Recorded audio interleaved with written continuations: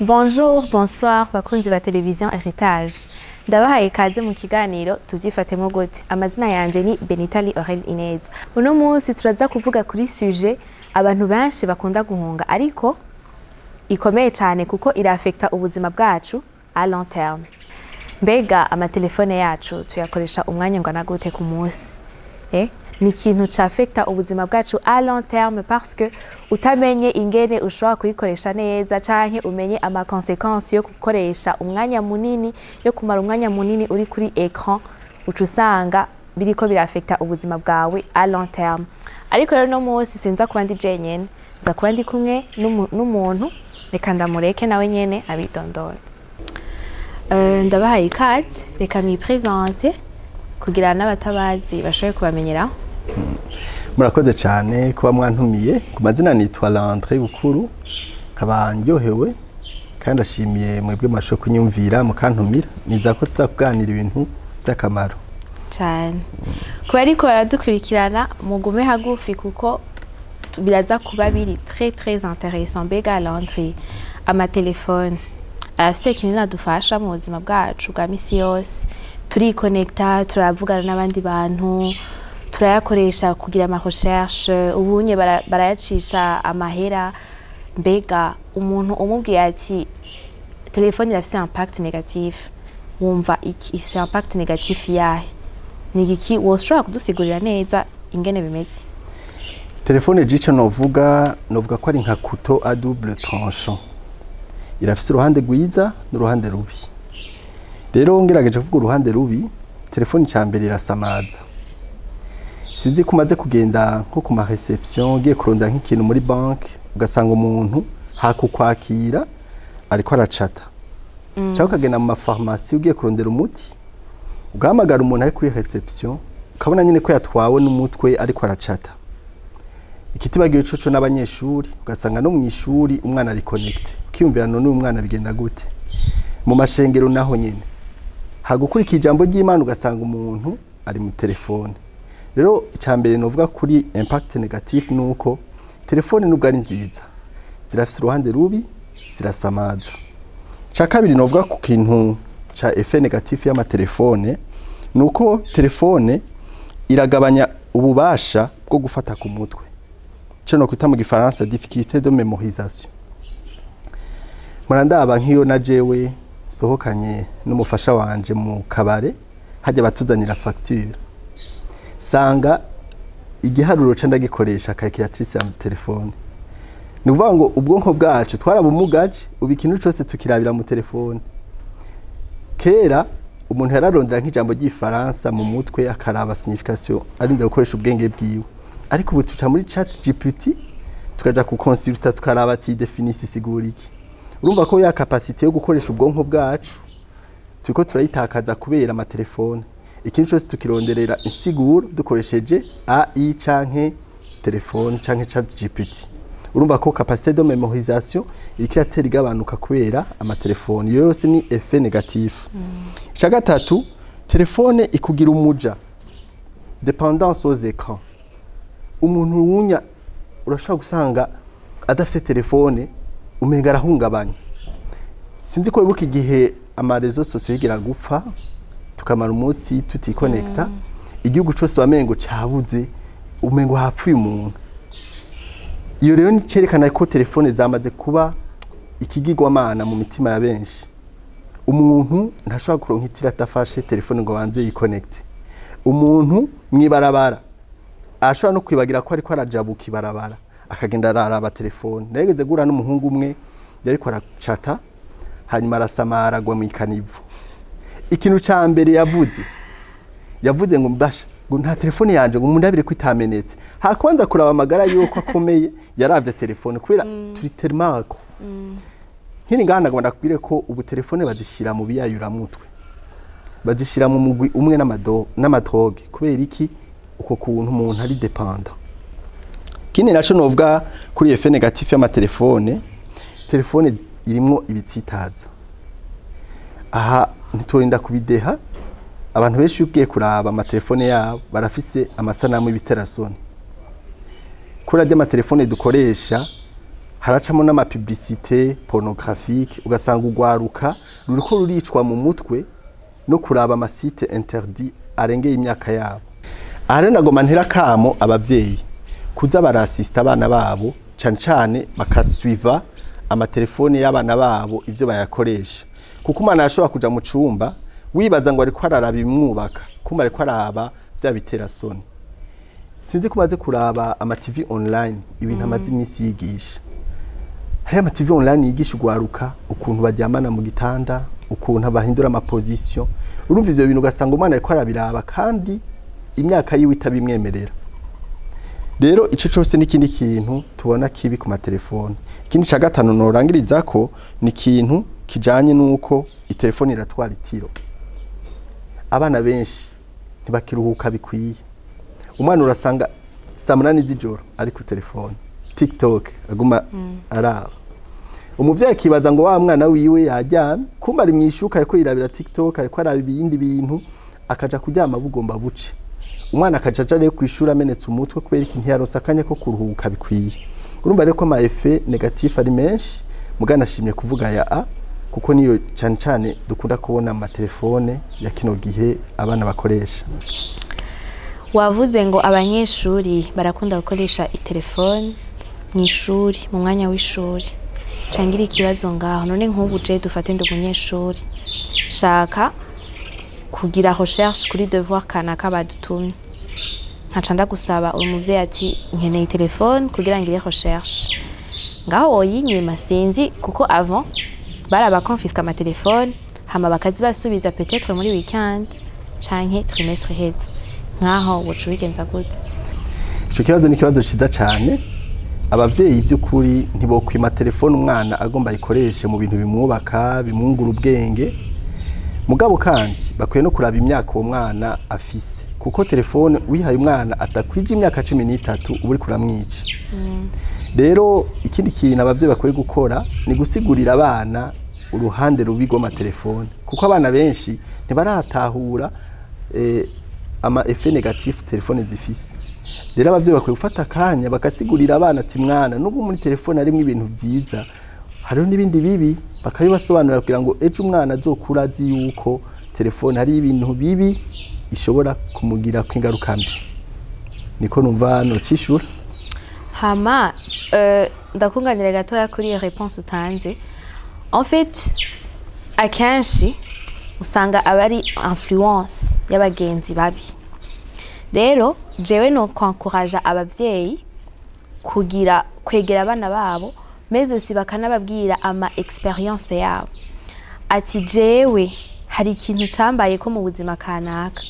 Ati kandi kitari kivuye peut-être ngo kubera ngo itelefone kwanza wowe nta nama telefone bari bafise. Kitari kivuye ngo kubera ngo ikiniki ariko cari kivuye ku bagenzi babi parce que nka jewe nivugiye ibintu byinshi byashika wasanga arabagenzi influence y'abagenzi bakakubwira ati none wewe utagize ikintu uzobutesa nkatwe kugira ube inclus mu bagenzi. Rero no bwira abavyeyi bagire abagenzi abana babo mais aussi baba partager ama expérience, kuko umuvyeyi agupartager expérience ucubona la gravité ya situation. Eko hama ikindi kibazo nari mfise ni est-ce que nk'umu chrétien telefone irafise impact itugira ko kuri identité yacu? Yego cyane, kuko urabona ikintu uraba kenshi ubyanku vyemera kiragira ko influence ku buzima bwawe. Dufate nk'amafilm aya turaba ku ma Netflix canke bajya abajene usanga bakunda kuraba YouTube, urashobora kuwiraba ugasanga imico y'abanyamahanga nawe usigaye ari ushaka kubamo. Inyambaro nimba ubona film igezweho bambara utumini nawe ugasanga mu muco wawe wahora wikwiza, mugabo kwera uraba ibintu vyerekana ubwambure canke vyerekana ukuntu abantu babanisha, ugaca bibaza ko ari amajambere, ugaca utakaza identité yawe ya culture yawe, ugashaka kwishushanya n'ivyo uri kuraraba. Alors que muri Bibiliya batubwira nk'abakristo yuko tudakwiye kwishushanya n'ivya kino gihe mu Baroma 12 ariko duhinduke gose. Twebwe nk'abakristo si twe dukwiye gukopya isi, ahubwo ni isi kwe kudukopya. Mugabo rero umukristo aguma araba ibintu bitari byo aba ariko yiexposa guhindura ya valeur chrétienne. Ugasanga yarasigaye yambara nk'abisi, asigaye avuga nk'abisi, asigaye ashaka kujana n'amajambere, asigaye atoboza ku mukonda, asigaye agira amatatuage, asigaye yisiga ibintu birenze kubera nivyo yiri kwararaba. Rero nobwira ko abakristo malgré yuko dukoresha amatelefone byose turavyemerewe ariko si byose bitugira akamaro. Novuga ko ma réseaux sociaux ni nka poubelle des informations. Nahawe rero nk'umukristo kubaza mpwe muyera quelle information ukeneye ukwiye kuraba ni ukwiye kuhojeta. Ego. Kuri ico novuga kandi yuko ibintu turaba akenshi tuba twumva ati gukizwa ni mu mutima, ariko twibuke yuko na Paulo yavuze yuko turi vyete bisomeka, donc barabira kuri twebwe kuko urashobora kumva umuntu avuze ngo none ngo nanaka ntakijijwe, none ngo nujya ngo wabigira ngo kweki je ntobigira, nujya naka aja mu ngeso mbi kweki nje ntobijamo. Urumva wewe ukijijwe ukabona peut-être kubunye hari ibintu ubunye biriko biraza muri Amerika, ugasanga hariho ngo ama Christian club, ugasanga ni club gusa bakavuga ngo ni club y'aba chrétien, ibintu nk'ivyo. Urumva nimba mbona ati ujya mu chrétien araja muri boîte, jewe kweki ntoyijamo. Urumva donc ushobora kuba utabibona mugabo à long terme telefone irafekta identité yawe en tant que chrétien, kandi yabivuze sibo bakwiye si twe dukwiye kubakopya kubarabirako, ariko nibo bakwiye kuturabirako bakabona bien caractère y'Imana ingene imeze, kuko hari umuntu yavuze ati ubutumwa bwa mbere wo kwigisha n'ubuzima ubayeho. Sinzwe birabashikira gusa ukabona umuntu ukavuga ati ujya muntu vraiment ndakeneye kugira ica fisi, ndakeneye nanje icamubaye ko ndakeneye ko kimba ko kugira ngo ndabe ko nshobora guhinduka. Donc twige nkuko yabivuze, twige kugira kuhotena ama information akenewe muri telefone mu gihe tuba twe turayikoresha, ntitureke ngo yafekte identité yacu.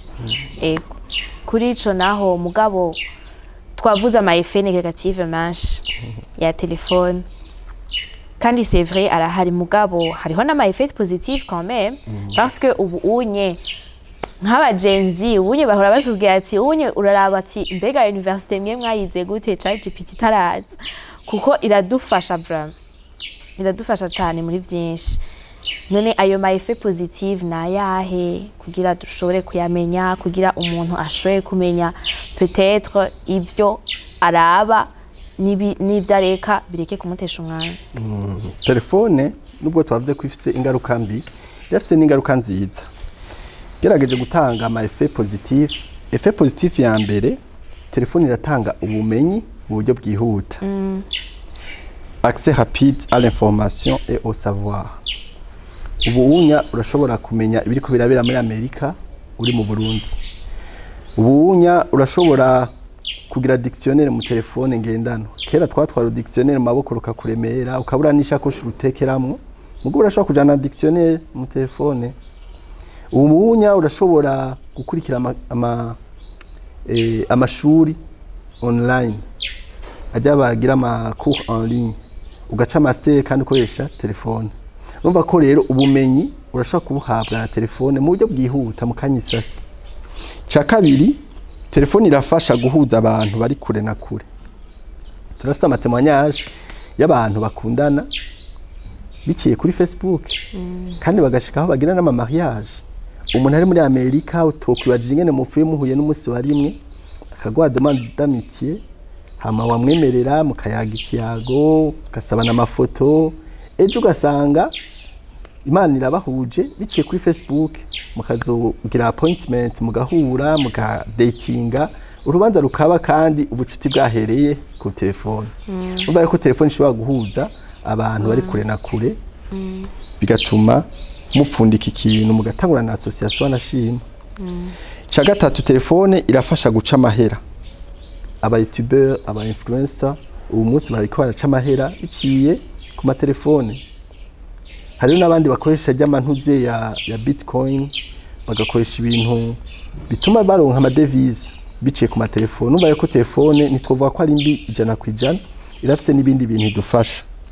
Cyakane novuga telefone iradufasha gukurikira ivyigwa ikibiriraho, les cours en ligne. Université irashobora kuba iri i Londres, hama ugasaba ishuri rya université wibereye mu cumba, hama ukaza urakurikira umuprof biciye ku telefone, cyangwa ukagirisha conference wibereye muhira biciye ku telefone. Urumva nico kintu kintu telefone idufasha. Hama ikindi ca gatanu novuga ntanize kuvuga byinshi, telefone iradufasha gusengera muhira. Nko ku bantu baba bagize n'ikibazo c'amagara, urashobora kuba uri mu bitaro hama ukabura uburyo bwo kuja gusenga, mugabo ugakurikira culte en direct wibereye ku musego mu bitaro, ugakurikira pastori wawe ikibiriraho, ugasanga wa muntu yagiye ku rusengero uraronse nawe ubutumwa wibereye mu cumba cyo kimwe na wa wundi yagiye. Urumva yuko telefone iratworohereza mu buryo bwinshi cyane, irafite ingaruka nziza nyinshi. Yego.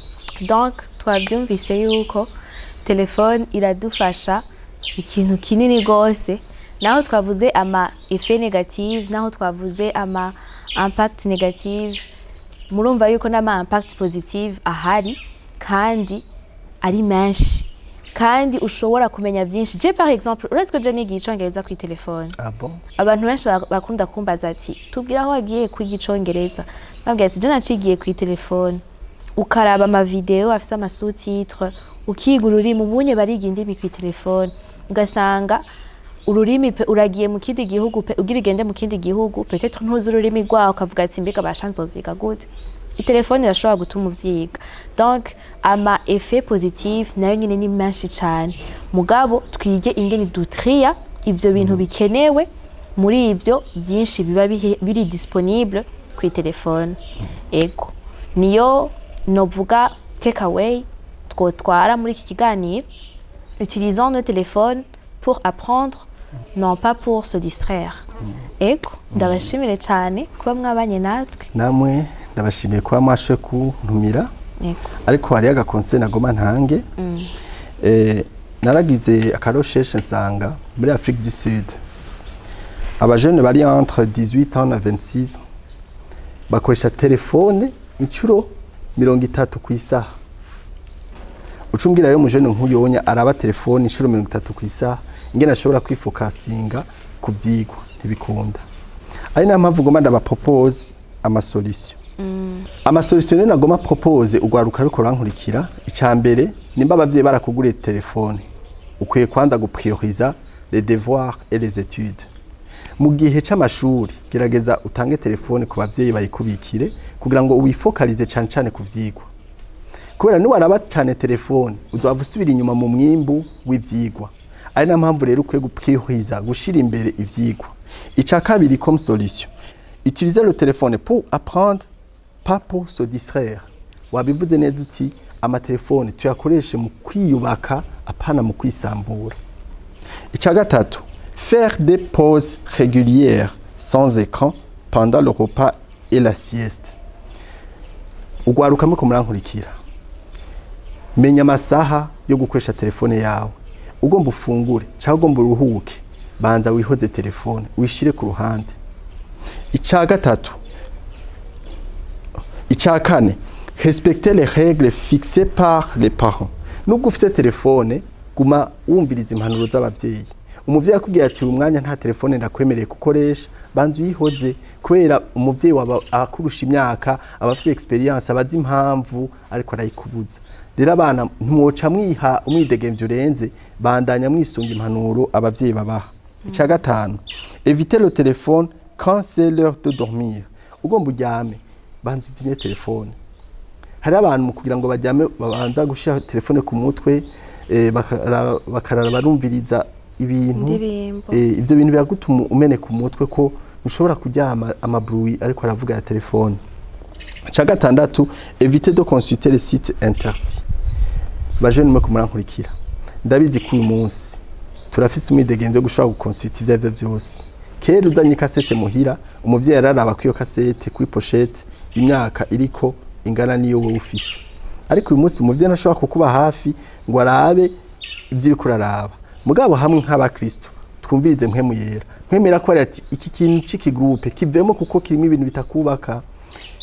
Kubera imibiri yacu n'ingoro za mpwemu yera biradufasha kwizigama iyo turetse kuraba ibintu bidutanta bijanye n'ubusambanyi.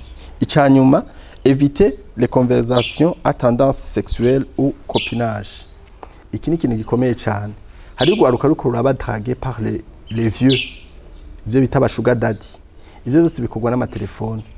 Umuntu araza kuri Facebook akakuransa demande d'amitié, ugasanga n'umupapa angana na papa wawe canka muruta akatangura kuguha amafaranga kuri limikashe, ugaca ubasedwi nayo mahera, akakwemera ko azozara kudepoza ku ishuri.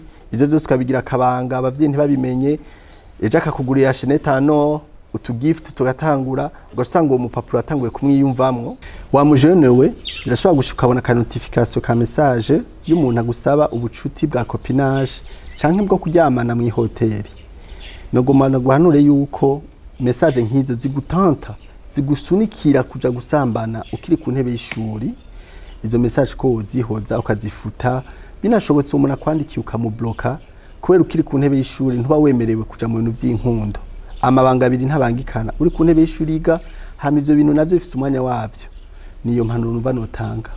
Ego mugabo rero twibuke neza yuko ivyo byose twese twambaye umubiri ngaha kwisi turaba tente, c'est vrai.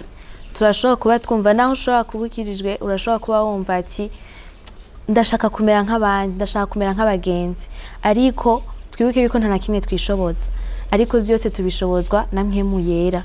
Niwe abidushoboza byose, niwe adushoboza guresista ajya ma tentation.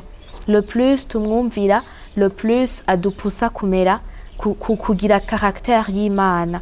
Donc ibyo byose utamvise mpwemu yera ngo agufashe, parce que ubwacu ntavyo twoshobora. Ubwacu twambaye imibiri turabatante no ngaho hanze, turabatante no kuja peut-être kuri muri ivyo bintu byose, izo ngaruka mbi zose za telefone, ariko twige vraiment gusaba Saint Esprit adufashe parce que n'umugenzi wacu kandi yamari ngaha igihe cose tumukeneye. Eko nico nohanura aba jeune ahanini, twige gusaba mpwemu yera adufashe, tumuhamagare kandi twige genre twemere kaduhindura, twemere ko azana iyo caractère y'Imana muri twebwe. Ego ndabashimiye cyane kwa mwabanye natwe. Namwe murakoze cyane kandi ikintu mvuze ni ikintu cy'ingenzi. Mbere yo gukoresha telefone senga, kuko Yesu yavuze ngo nimusenge kugira ntimugwe mu mosha mabi. Iyo usenze ugomba gukoresha telefone birafite icyo bifasha, kandi urakwiye no kumviriza mpwemu yera nkuko bivuze. Nkemera ko ari ati site ntuyijemo iyi groupe yivemo mwumvire. Yego. Ndabashimire namwe kuba mwabanye natwe, kuba mwashoboye kudukurikirana gushika à la fin y'iki kiganiro. Eko ntimwibagire kugira subscribe kuri chaîne YouTube ya Heritage TV kugira ngo ntimuze muhore musiba ibindi biganiro. Murakoze.